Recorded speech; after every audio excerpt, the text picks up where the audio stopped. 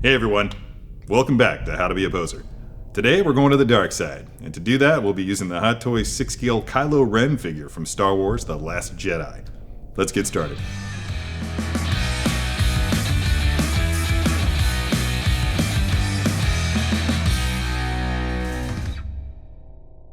Okay, here it is, at last. Hot Toys Kylo Ren from The Last Jedi. Comes with a wide array of accessories including this lovely cloak, several hands, his unique lightsaber, and his helmet. Can't wait to see what I can do with all this stuff. Let's get rolling. Okay, here's Kylo out of the box and looking strong. I'm genuinely excited about and anticipating what I'm going to be able to pull off with this. And I think for this first pose, I'm going to go a little deep and do something Shakespearean. I'm going to have him holding the helmet, but I don't know just yet which hand I want to have him using to hold the helmet. I'm thinking this guy right here. Let me just take a look at that. Yeah, that's going to be fine. Okay, so he's going to hold it in his right hand. Let's deal with that. We're not going to need this neck on the helmet, so let's get rid of that.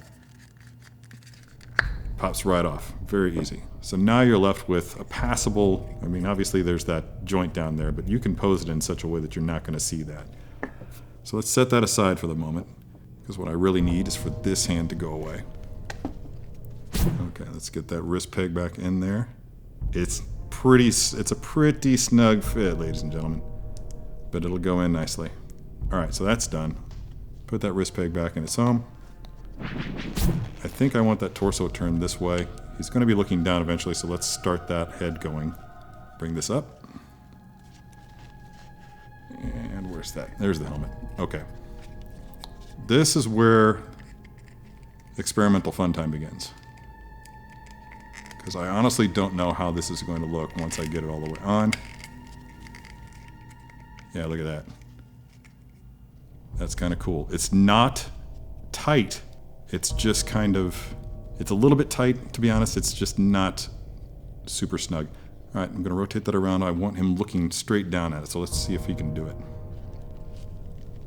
Let's use that arm to raise it up. Might have to extend it just a touch. Yeah.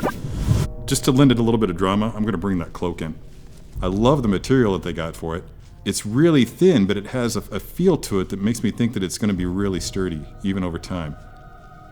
So, here we go.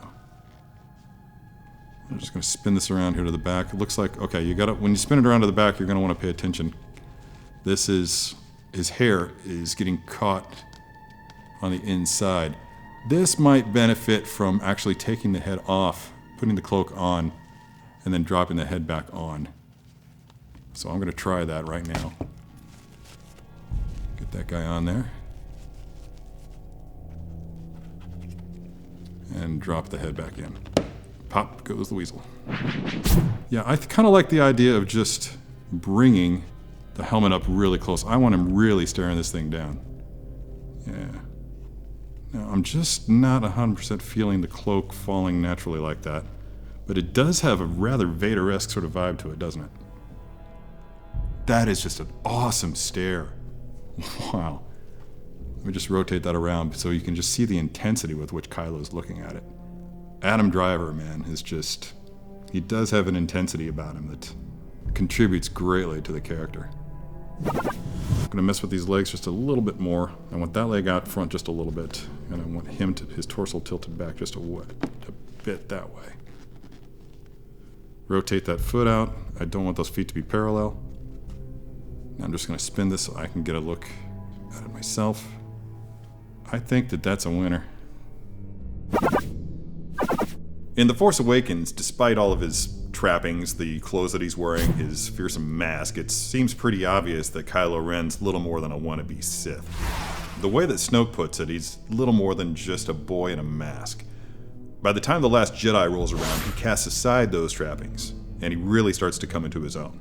And that's what we're seeing in this figure.